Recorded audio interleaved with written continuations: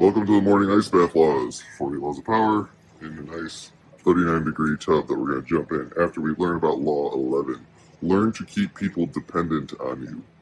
To maintain your independence, you must always be needed and wanted. The more you are relied on, the more freedom you have. Make people depend on you for their happiness and prosperity, and you have nothing to fear. Never teach them enough so that they can do without you. So, what I think is important to talk about before I get into this one is that the 48 laws of power, all of them, it's kind of like the force, right? It's like you can use it for good or you can use it for evil. So a lot of these may sound bad, but I like to think of it as like they're just blunt, to the point laws, and they're not always bad. So this one sounds bad, and what we're going to talk about might sound bad, but think of it in the light of it's not all bad. But first, start at 3 minutes. Here we go.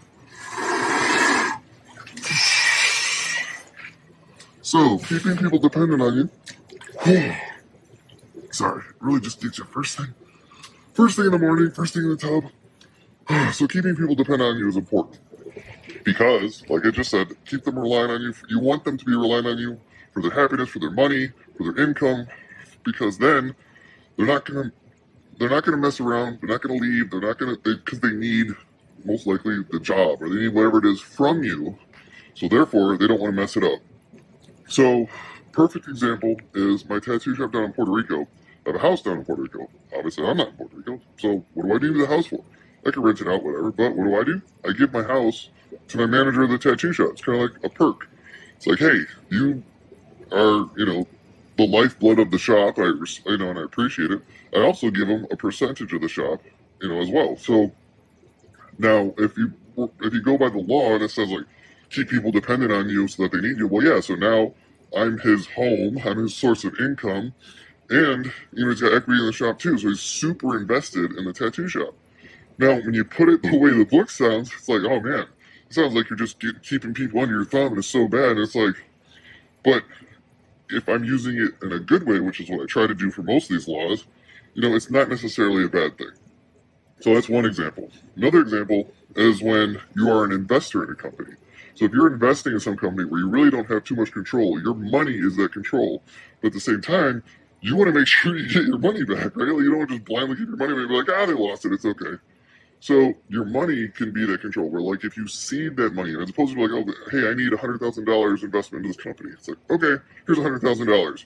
Boop, it's gone. Oh, I need more money. Well, now they don't need you anymore. But if you slowly vest that money in tranches, then you have more control while giving them the same amount of money, and then you can be like, hey, look, okay, you've already blown through 50, like, hey, that's not going to work anymore. You need to change your fucking business plan before I put in the next tranche, or whatever. So whenever you're doing something, just think you want to do it in a way to where you can still maintain and maximize the control that you have in whatever it is that you're doing. Now, the big key here, I think, is like, yeah, this is great. I think this is kind of self-explanatory, right? Because if you can keep people dependent, and this can obviously be used for manipulation of people for like love and romance.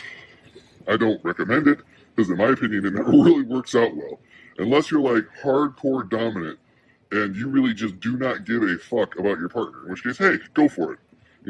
Pigeonhole them to where they completely depend on you. They have no personal financial freedom. If you did that with your significant other, you could do that. I mean, you could make it to where their income is totally reliant on you. You can make it to where their happiness is totally reliant. They have no friends. You just isolate them completely to you. Their whole world is you. I never want that. I always want, like, my wife absolutely have her own life. I think it's monumentally important for us to be able to grow individually as people, because then we kind of meet in the middle every day and hang out and have a great time together.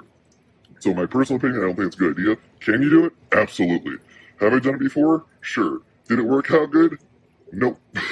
But, hey, that's one of those you live and learn things. So you can use this for good. You can use it for evil, just like everything else.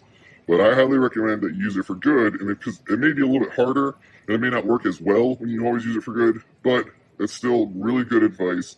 Because, hey, now, my tattoo shop example, my shop manager, he's got an awesome place to live. I write off the rent for the house for the shop as a business expense. It's like we all win, really. It's like, it's not like he couldn't just go and get another place if he wanted to move, but I've made it easier for him. And it's like, but at the same time, he's making it easier for me. So if you think about it, in the same notion, it's been 4 minutes, my feet are just murdered. But the same notion, he's got me pigeonholed, right? He's given me an experience to where I can't afford to lose him. So, it kind of goes both ways here. So even if you are not an employer, you are the employee, you can do the same thing. One little side note on this, though, because I know a lot of people get this feeling of, oh, I'm irreplaceable in my company. They can't replace me. Without me, this whole company will go under. That's just not true. I've learned this both ways. I've learned it where I thought I was irreplaceable, found out I was, and I've had it where people thought they were irreplaceable, and they weren't. So, no matter how dependent a business is on you, if the business is being run properly, there's always a backup, or there might be a lull in business, or things might struggle for a while you're gone, but eventually they can just hire someone else and figure it out. Most of the time. I'm saying like 95% of the time, the company isn't as reliant on you as you think. So whenever you're making decisions like, hey, you know what, fuck this company, fuck this place, I'm out of here, I don't want to be here anymore, they can't run without me, I deserve more money, maybe it's true, and you can try that leverage. But in the end, the company will always go on without you. So just keep that in mind, like maybe kind of calm down a little bit and come up with a better argument other than just, you can't run this business without me. Because when that's a threat. And if you threaten upper management, your boss, the owner, whatever, with, hey, you can't do this without me, the first thing they're going to think is, if you're right, they're going to be like, holy shit, you're right. Okay, what do I need to do to replace you? That's the first thing you're going to do. And they're going to be like, okay, I want to get rid of you as quick as possible now because I know you already want to leave. You're not on the same page as me because, you think you deserve so much more than I think you do. So that means we have a difference of opinion of your worth for this particular role. So, that's another thing. So I wouldn't really recommend going to people and saying, hey, you can't do this without me, because most of the time they can.